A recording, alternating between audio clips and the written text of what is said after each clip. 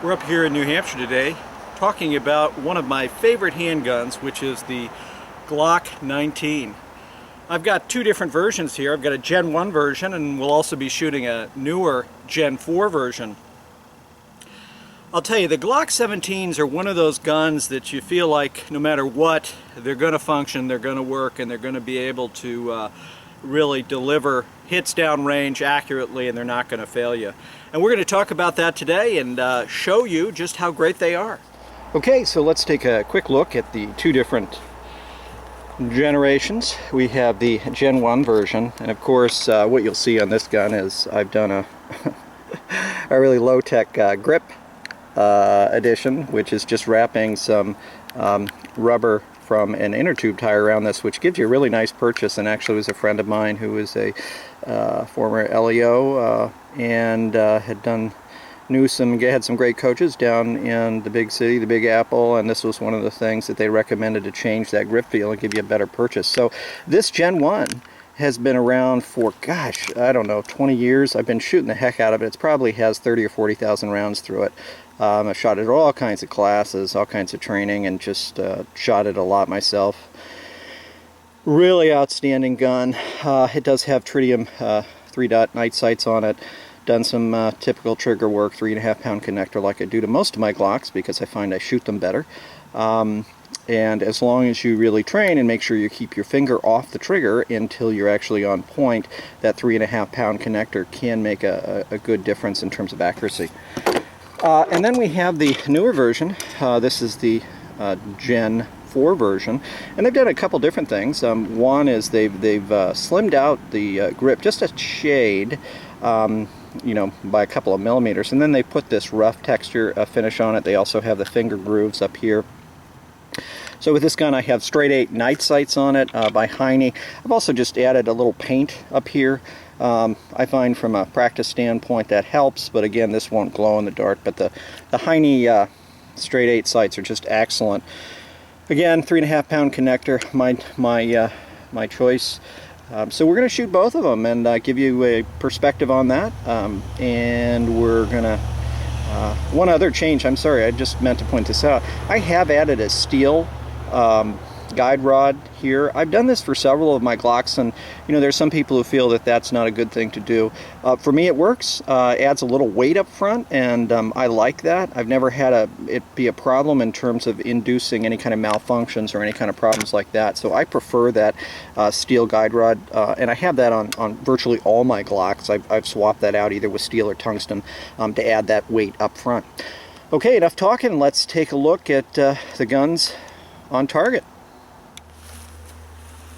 Okay, so I've got a IDPA style target, actually an IDPA cardboard target, and I'm just going to shoot at that.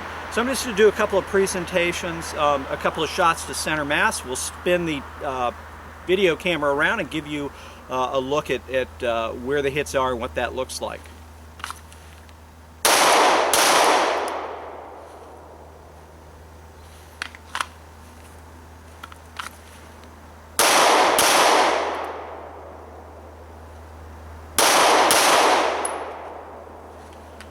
Okay, I'm not shooting really fast, nor am I trying for anything more than good center hits. And you can see this, again, this is combat accuracy, and I have not shot this gun for a while, and I'd really want to warm up and shoot more. I'm shooting cold, but what the heck, right? That's what would probably happen in a defensive situation. So let's take a quick look. We'll just spin the camera around and see what that looks like. But I think what you'll see is some very nice, you know, center hits. And again, I am not doing anything really special, but all the hits are right in there where we'd want them. So we're gonna I'll try now for a little bit more accuracy, just slowing down. We'll take some headshots at the same distance and see what that looks like. I'm also to the left just a shade, so that may be just me having to practice.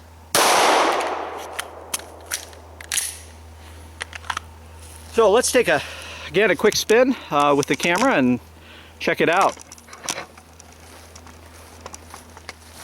So I took 5 shots, and you know, nothing exceptional, nothing beautiful. I don't have a timer on today, so I can't give you a sense for that. So we're going to tape these up, and then we're going to move to the Gen 4 version, which fits my hands a little bit better. So we're going to switch guns and tape and go from there. Okay, so now we're going to the Gen 4 version of the Glock 19, and we're basically going to do the same drill. At 7, we'll do some presentations, a few headshots, and then just kind of give you my impressions on that.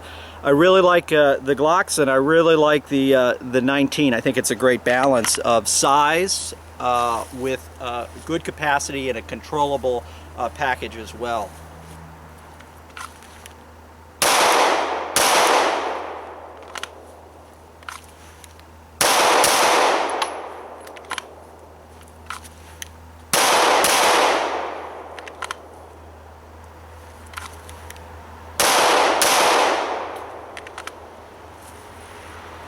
So we've got some decent hits here. Again, I'm not going super fast. I haven't shot the Glocks for a while. I've mainly been shooting the M&Ps just because they fit my hands better, and I think I've spoken to the ergonomics and how for my small hands they work very well.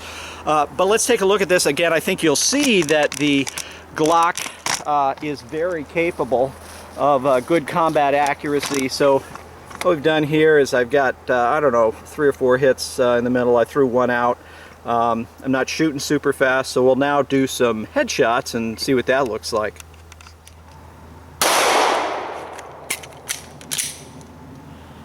One nice thing about the Glocks is I've got a Glock 17 mag here, and I've got the Glock 17 with the extension on it, so what that allows is a fairly high capacity, so 19 rounds. So if you're carrying the Glock 19 as your primary weapon and you want to have additional capacity in terms of rounds, a Glock 17 mag will fit it and work fine. With the extension, that gives you potentially 19 rounds to have as a backup to the 15-in-1 that you have in the gun itself. So I think that's very valuable. Again, let's take a look a little bit better in terms of my shots here. I'm slowing down. I'm kind of remembering what the trigger is like here, and you can see we've got all decent shots. I'm not real happy with these up here. These are really where I want them. This is where I'm aiming. So I've got some trigger issues or operator issues in terms of I'm pulling the gun a little bit, holding it too tight. So I've got to work a little bit on that and reminding myself what to do and how to be accurate. Okay, so we've got the Gen 4 Glock 19, and we're just going to do some fast fire, and I'm trying to put it close to the camera so you can get some sense of the recoil, and there's virtually none.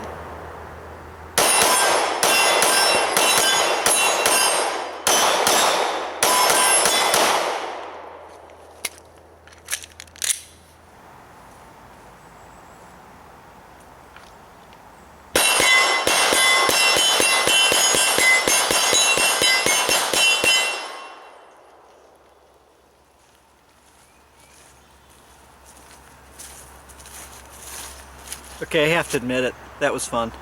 And I wasn't shooting so fast that I was out of control. I actually think I got all hits on the plate. And again, this is not a, it's the size of a body size plate. But I think what it shows you is, again, 5 to 7 meters. Wasn't shooting incredibly fast. I was shooting as fast as I could reasonably get good hits on target. So, and you can see that the target here, sorry for the video dancing, but you can see that our target here is, I got good hits. I was able to keep them all on the target, and that's pretty much what you want to do in shooting a handgun so you can fight your way to your carbine.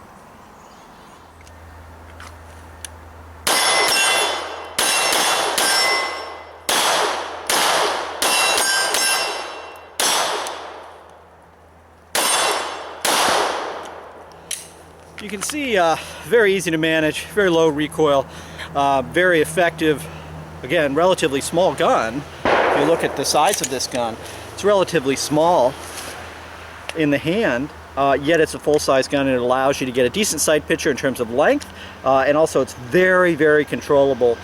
So the Glock 19, I highly, highly recommend it. Hopefully you found this video useful. Love to hear your comments, your thoughts, your ideas. If you'd like to see another video or a different format to the video, I hope you'll let me know. So once again, thanks for watching, and as always, stay safe.